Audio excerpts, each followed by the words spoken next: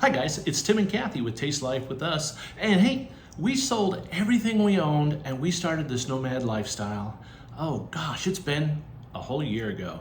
Happy anniversary! Happy Nomad anniversary, baby. Yes. So becoming nomads meant we sold everything and we hit the road back in July and we drove up to Washington. 2023. Well, yeah, July a year ago. 28th of 2023. A whole year ago. We went up to Canada, we grabbed a cruise over to Australia, we've done New Zealand, we've done Bali, Thailand, Cambodia, and now we're in Malaysia.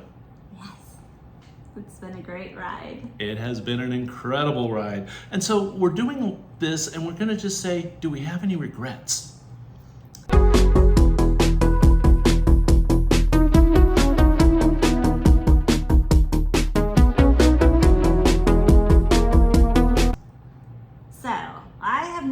Of becoming a nomad. Okay. Not a single one. Do All you? right. I have none. None. I have none. Well, I take that back. I have one.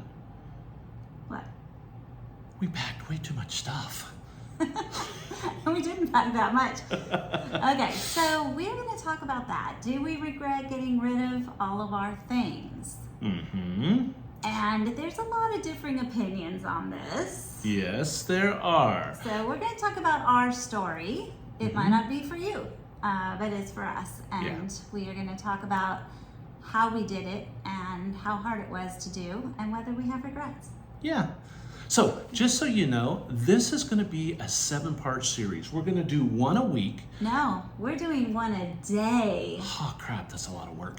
Yeah, they're not going to be edited very well. We're just going to pop them up there. But one per day for a week. So be sure you subscribe so you don't miss anything, because we're going to hit kind of the big things that people ask and the things that we wanted to know. Okay. You know, remember, 2 years ago, year and a half ago, we were just like you, sitting in our living room watching nomads on YouTube, searching for whether, do these people regret selling everything? Do these people regret becoming nomads? I mean, am I making a huge mistake? Is it going to be safe? Can I actually leave my job and it'll work? Are there snakes? Are there spiders? Am I going to get eaten alive by mosquitoes and have malaria? You know, all those things. Am I going to be able to figure out the technology? I mean, what's the reality on the ground? Not just what you see on YouTube, but the reality. Can we actually stay on budget? Yeah, that's a biggie.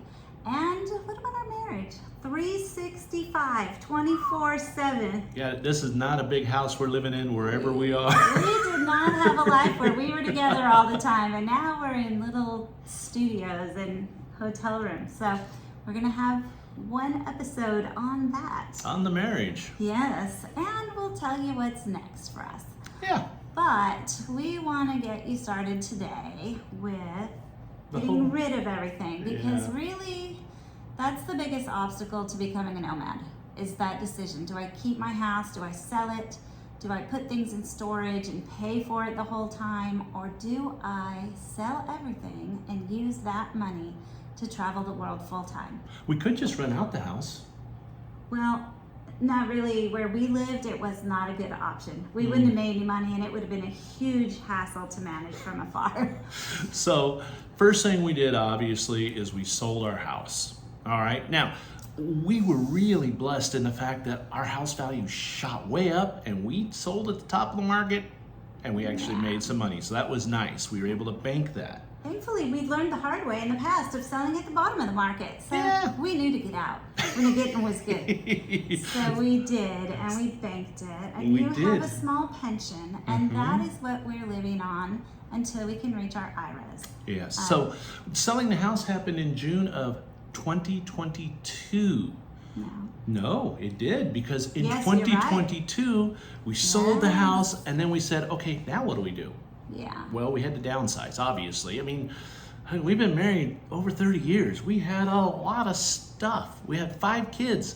We had a lot of stuff. And as our kids had moved out, we had actually moved a couple times, so we'd been in a very large house before the house that we sold. Yeah. And so we downsized. we'd only been in that last house 3 years. Yep. So we had downsized hugely when we moved because the house was like half the size. Yeah.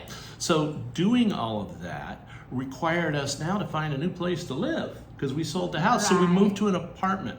A 2-bedroom, tiny apartment that we tried to only take what we needed to live for a year. We tried to get rid of everything else, but we knew we needed a whole year to digitize all of our financial records, our photos, go through all those memories, the things we inherited from our parents, and getting rid of all that Yeah. stuff is the hardest. And Tim's garage.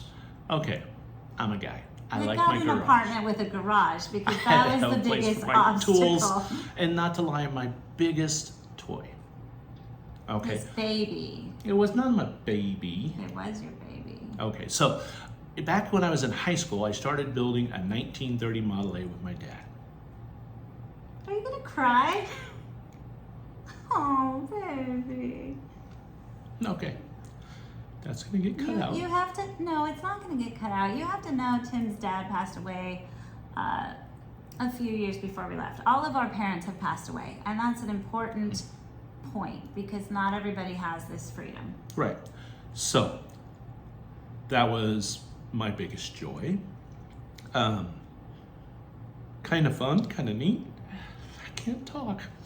Okay, so we've had this car for the Silly. whole time we've been married. Of course, Tim had it before that. And to be honest, mostly it took up space in every garage we had. He worked on it at the beginning, but you know, as much as we loved her, she's a money pit. And That's what all hobbies are. so, you know, when he would like get the underneath side of the car chromed all up nice, powder coated, whatever, you're like, wow, that's great, $1,000 and no one can see it. Like it's literally But I under knew the it car. was there, and that's what mattered. Okay, so we had to stop working on this car because we had a family of 5 and we didn't have the money for it. Yeah. So it was always his dream when he retired to fix up the car and drive it. Didn't happen. I did get it running, Yeah, and but then we decided to do this. And when you do this, you got to kind of let go of some of those emotional ties, also. and that was the biggest one Yeah. for sure, this car. So we were super grateful Mhm. that one of our sons had actually spent a lot of time working on the car with Tim. He's very mechanical, he loved it, and he was willing to adopt her. Yes. He adopted Classy, and she now lives at our technical address in Washington with our son, and he is working on her. Yes. She's gonna be all new by the time you see her. No. A tiny bit newer. So, getting rid of your stuff. Whew, that's a tough one. It's emotional. So the other cars were much easier, although we had a convertible that we loved that was on its last leg, and we planned to drive it all the way up the coast from Central California up to the Seattle area and You'll have have our to- big road trip, which we did have the road trip in a rental car because it literally died the day we left. It lost its last leg. So- But you can read Kathy's blog on our website. Yeah, I blogged about that. It was one of our first emotional things. One of our first hurdles to getting started in the nomad life. Exactly. So memories are your biggest hurdle. Those are the things that are hardest to let go of, as well as your family, of course, whom you're not letting go of, you're not getting rid of, but it changes, right? If Absolutely. you're traveling the world, it changes a lot with your family. We're going to talk about that in a different video. Yeah. But the memories come in the form of cars. They come in the form of things you've inherited, Oh right? gosh, yeah. That are really of no value. Your parents thought they were of great value, and thus someone had to take them. And you know, it was Christmas at my house when we had all my mom's little Dickens village out, and she had all her Thomas Kincaid ornaments and her plates up on the walls. And All this collector's is my items childhood. All from the these 80s. collector's items from the 80s, from my mom and my grandma. These beautiful gold Christmas ornaments. Mm-hmm. There were some things that were sentimental and or things that we thought, because they told us they would be valuable. Yeah, could barely give them away at the end. Tim went around. I went around to all these different shops that Flea would, markets, yeah, antique stores. nobody wanted any of it. Yeah, they're like, everyone has their stuff from their parents from the 80s, and no one that's No. alive wants this stuff now. It's out of fashion. It's worth $0. We have tons of it, and we won't even give you a penny, and we're not even going to throw it away for you because it costs money to throw it away. Yeah. So, So that was hard. Yeah. We donated a little bit to the thrift store. We pawned some off on our kids because who doesn't want to continue that tradition? And they took very little. Yeah, well, can't blame them. Yeah, some of it really went in the trash. I'm Yeah. sorry to say that some Oh of well. it was sad. So was that a regret? But you know what we did? We took pictures of all the stuff that really mattered to us. Okay. You know, like I had this tiny soap carving of a dog that my dad carved for me out of a bar of soap when I was in kindergarten. You're not going to carry it around the world with you. And nobody, Lord, it means no. nothing to anyone else, and it's worth nothing. So I have a picture of it Yeah. with pictures of little things. And if we're missing them, we can look at them. And that's how you kind of soften that blow of regret on some things like that. You just kind of say, hey, you know what? I got a picture of it. Because the honest truth is, when you were at home, and you're at home right now, when was the last time you pulled out some of those sentimental things to look at? Let's be honest, you forgot they exist. And when you go to clean out those bins in the garage or the attic, you're going to go, Yep. oh yeah, we can't get rid of this. We've been carrying it around for 30 years. We forget we have it unless we actually open the box. Uh-huh. So Or go in the attic at least. take a picture. Maybe the basement. Who knows? Much easier to access than something in the attic. True. Photo.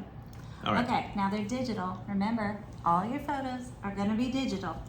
All your important paperwork is going to be digital. What to do with all those boxes of photos?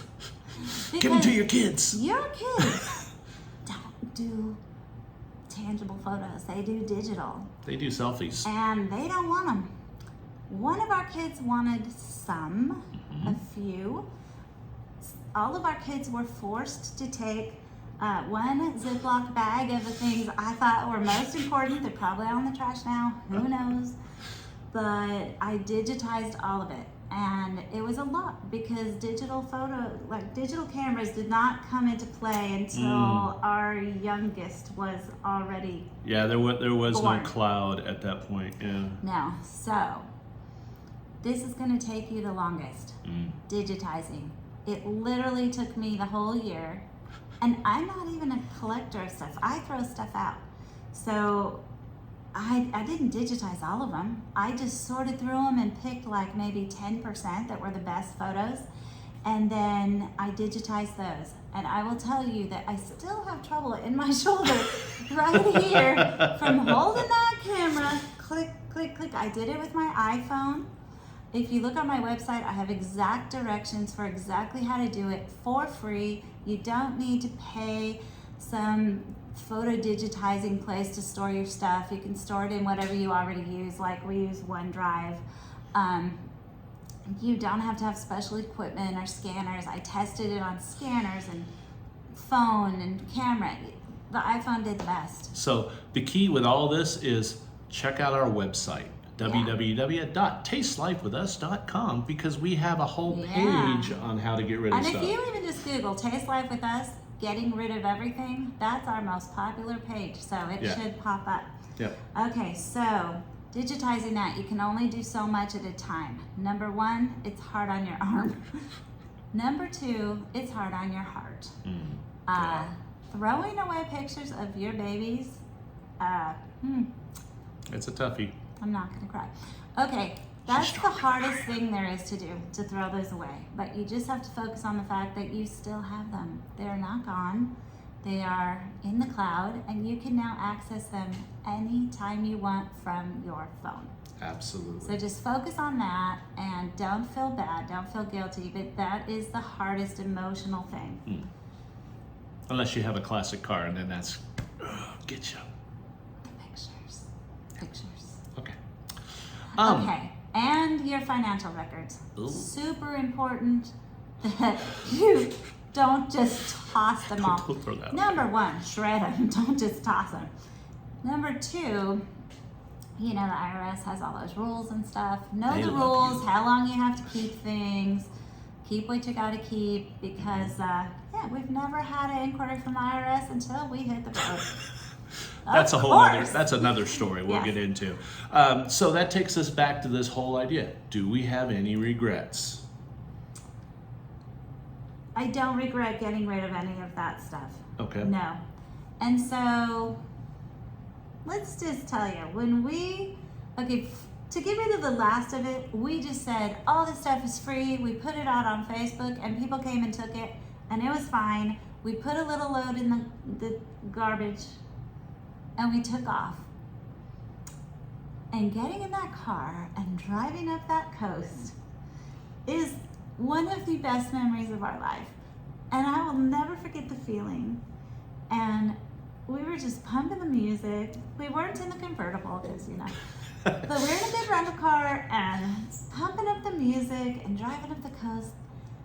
I have never felt so free in my entire life. And if you have owned homes and had kids and had a bunch of stuff, even if you're pretty minimalist, I was fairly minimalist, but we had stuff. Mm-hmm. And you think it's going to be hard to get rid of all this. It is.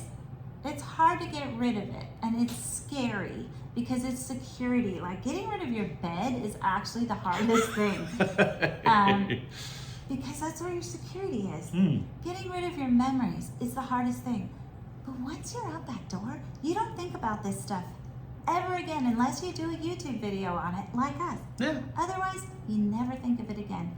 You feel free. You know, it's kind of like those little things in the attic we were talking about in the box. You really don't think about them. The good news is now you don't even have the box to think about. Yeah. So some of the advantages to getting rid of it all is that we are not using some of our valuable travel budget to pay for storage. Absolutely. That we've seen so many nomads go back and empty out their storage after paying for it for years. We saw all of our parents pay We helped for tons of unload their storage. stuff after they left. They Yeah. paid a fortune, and then we had to clean it out and throw the stuff away anyways. Yep. Do your kids a favor. Yeah. Go through all your stuff now so your kids never have to go through it. Trust me, they don't want it. If they want it, tell them, come get it. Come take what you want now. Guess what? And they do. They take a few things, but not much. Very little. Okay, so you want to save money, and you don't want to have to spend your travels worrying about your house. True. You know, we lived in True. California. Our pipes didn't freeze. We didn't have to worry about that. Our AC went out just But- before we sold it. Yeah, but the maintenance, the repairs, you know, if you want to get into the thing of renting out your house so you have it later, that's great. If you have a paid off house, that's probably a good option Right. for you for income. We did not, and to rent our house, we would have broke like even, so Maybe. it wasn't worth it to us. Right. It was just a headache. Yep. So we've saved a lot of money and hassle and time and attention and stress that tied us still Right. to home, even Yep. though it wasn't our home anymore. Instead, we feel incredibly free. So, no, it's not for everybody. We're not trying to talk you into it. Nope. But we are saying, as hard as it sounds, once you do it, it's the best feeling in the world. Great feeling. It really is. We have never looked back, No. and we never will. Because honestly, do you want your old stuff that's been in a stinky storage unit for 10 years if you decide to move back? You're a different person. Yeah. You want different stuff. You mean Just saying. the style hasn't changed? I thought the style stays the same, right? No. I still wear my clothes from the 80s. Okay, watch the rest of our series. Subscribe so you don't miss any. We're going to post something every single day for a week, and we've got some good nomad info for you if you're just getting started.